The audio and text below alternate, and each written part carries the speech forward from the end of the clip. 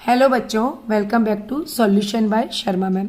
बच्चों, मैंने आपको part first mean and median class 8 के लिए बताया था। उसमें मैंने मीन के बारे में सारी टर्म्स बताए थे। अब आपको मैं मीडियन बता रही हूँ।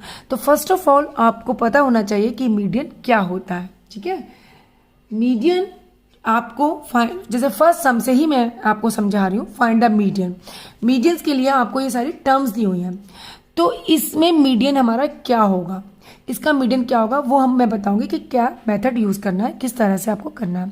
सबसे पहले हमें ये पता होना चाहिए कि after arranging the data in ascending और डिसेंडिंग ऑर्डर ऑफ मैग्नीट्यूड्स, जो हमें डाटा दिया हुआ है या जो हमें टर्म्स दी हुई है, इनको हमें अरेंज करना है। वो डिपेंड आपके ऊपर करता है कि आप उसको असेंडिंग ऑर्डर में लिखते हैं या डिसेंडिंग में लिखते हैं। मैंने यहाँ पर असेंडिंग ऑर्डर में लिखा है। ओके, फर्स्ट ऑफ ऑल आप मीडियन जब निकालेंगे तो आपको जो डाटा दिया हुआ है उस डाटा को आप किस में लिखेंगे, असेंडिंग ऑर्डर में। असेंडिंग ऑर्डर तो आपको पता होगा, असेंडिंग मीन्स पहले सबसे छोटा नंबर, उससे बड़ा, फिर उससे बड़ा, ऐसे ही आप इसको इंक्रीजिंग ऑर्डर में लिखते जाइए। असेंड माने इंक्रीजिंग ऑर्डर में। जब हम सीढ़ियां जब चढ़ते हैं तो उसको असेंड कहते हैं, असेंडिंग ऑर्डर या इंक्रीजिंग ऑर्डर। ओके, यहां तक तो आपका क्लियर हो गया। मीडियन में फर्स्ट पॉइंट जो मोस्ट इंपॉर्टेंट है, बच्चे अक्सर क्या करते हैं कि इसको असेंडिंग ऑर्डर में या डिसेंडिंग ऑर्डर में लिखना भूल जाते हैं और डायरेक्ट करते हैं, तो वहां सम उनका गलत हो जाता है। यहां पर हम आपको इसीलिए बता रहे हैं कि सबसे पहले मीडियन का जब भी आपको सम आएगा उसमें आपको असेंडिंग ऑर्डर में लिखना होगा। हमने असेंडिंग ऑर्डर में लिख दिया। ठीक है, उसके बाद हमने इन टर्म्स को काउंट किया।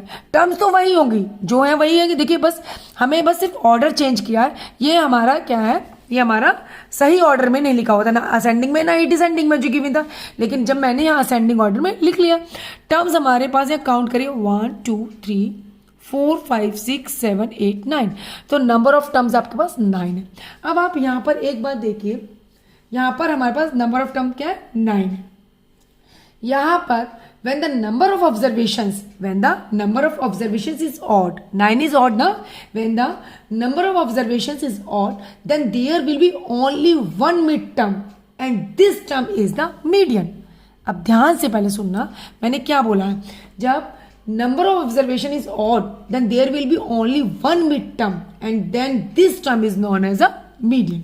अब देखिए यहाँ पर हमने मिडिल टर्म का, यहाँ पे जब ऑड के केस में हमें क्या फॉर्मूला यूज करना है, ये जो 9 है इसमें हमने 1 प्लस किया और 2 से डिवाइड किया।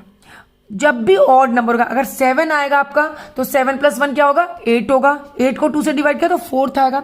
ऐसे 9 आपका ऑड, हमेशा याद रखना ऑड के केस में मैंने बताया है, अभी इवन का सम नहीं बता रही हूं मैं, सिर्फ किसका बता रही हूँ, ऑड का केस। तो ऑड में 9 आया तो 9 को मैंने 1 प्लस करा। ठीक है, तो ये फॉर्मूला लगाया। 9 में जब मैंने 1 प्लस किया तो 10th बन गया और 10th को मैंने 2 से डिवाइड किया। देखो 10th बना ना, 2 से जब डिवाइड किया तो 5th टर्म। तो 5th टर्म आप यहां से काउंट करेंगे फर्स्ट नंबर से, 1 2 3 4 और 5th, और ये आपकी क्या गई, मीडियन। बस आपका ऑड वाला केस जब भी होगा आपको सबसे पहले फर्स्ट पॉइंट आपको क्या करना पड़ेगा, इसमें असेंडिंग ऑर्डर में लिख दिया आपने। असेंडिंग ऑर्डर में लिखने के बाद आपने क्या किया, आपने टर्म्स काउंट करी।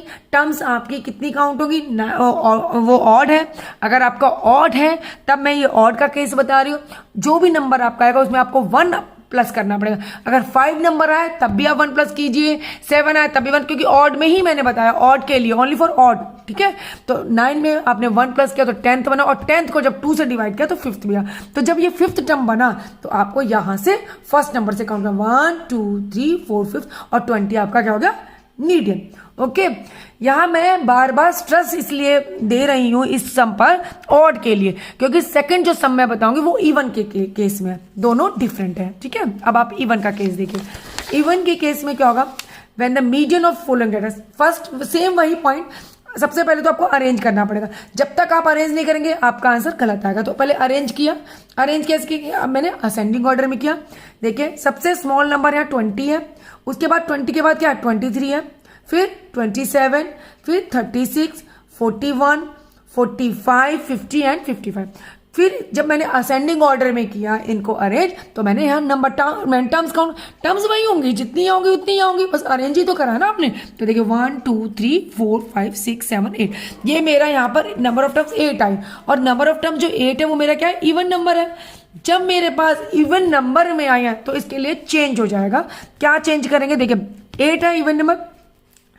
अब आपको नंबर ऑफ टर्म्स में से देखिए, ध्यान से बच्चों देखो, 1 2 3, आपने 3 यहाँ पे छोड़ दिया और 1 2 3 यहाँ छोड़ दिया, तो आपके पास जब भी इवन होता है तो उसमें 2 टर्म्स होती हैं, आप दोनों को मिड क्या कर सकते हैं, मिड में ले सकते हैं। आप 36 को भी इसका मिड मान सकते हो, ठीक है, जो अरेंज करा, और 41 को भी। तो अब ऐसे केस में क्या करना, तो ऐसे केस में 1 2 3 4th नंबर इसका आया और 5th नंबर इसका आया, तो मैंने क्या लिखना है, पहले तो मैंने नंबर ऑफ टर्म्स 8 लिख दिया, इवन नंबर है। जैसे ही मैंने देखा मेरा इवन नंबर है, तो इवन नंबर का मैंने क्या करा, यहां पर मैंने इवन नंबर का 8 का, आप 2 से क्या कर दीजिए, 8 जो नंबर आया ये यहां पर क्या कर दीजिए, 2 से डिवाइड कर दीजिए। आप ऐसे भी कर सकते हैं, एक ये फॉर्मूला यहाँ पे ये 8 है, इसको 2 से डिवाइड करा, किससे डिवाइड करा, 2 से, ये रहा।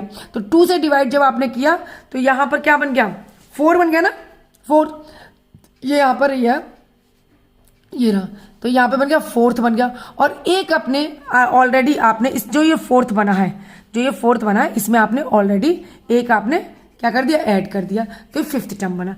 तो n/2 तो ये n/2 है ना यहाँ पर इवन नंबर के लिए, तो यहाँ पर आपने क्या करा, यहाँ पर 4th 2 से डिवाइड किया 4th, और 4th की नेक्स्ट 5th।